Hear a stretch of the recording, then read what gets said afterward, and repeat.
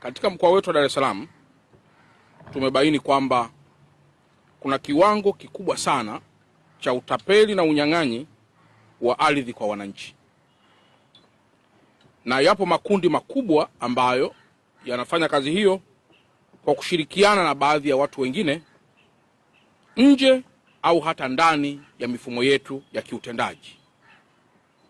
Na kwa mantiki hiyo, wapo baadhi ya wananchi ambao wameziona ziara zetu na ambao walikushanyang'anya ardhi kutoka kwa watu mbalimbali, kwa mfano kutoka kwa warithi na kadhalika, na ambao wamekushafika katika ofisi ya mkuu wa mkoa ili kuweza kuzirudisha mali hizo.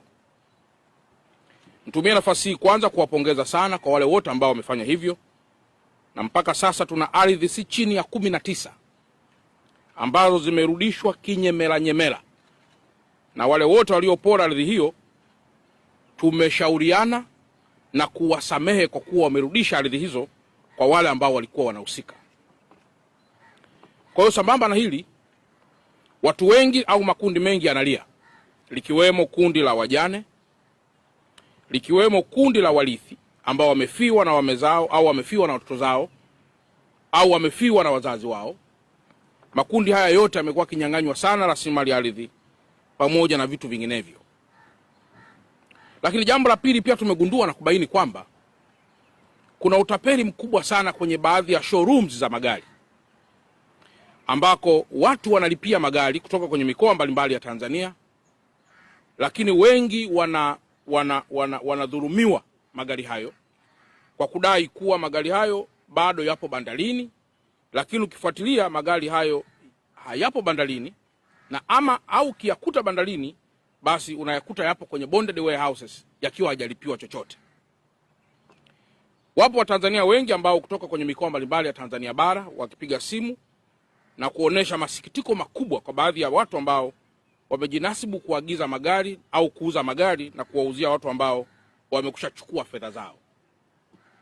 Ninayo mifano michache, watu wamedhulumiwa fedha zaidi ya milioni 100 mtu mmoja, na kwa mantiki hiyo, hilo pia ni eneo la pili ambalo limekuwa pia ni mwiba mchungu kwa baadhi ya wenzetu ambao wamekuwa ni wanyonge na watafutaji katika taifa lao.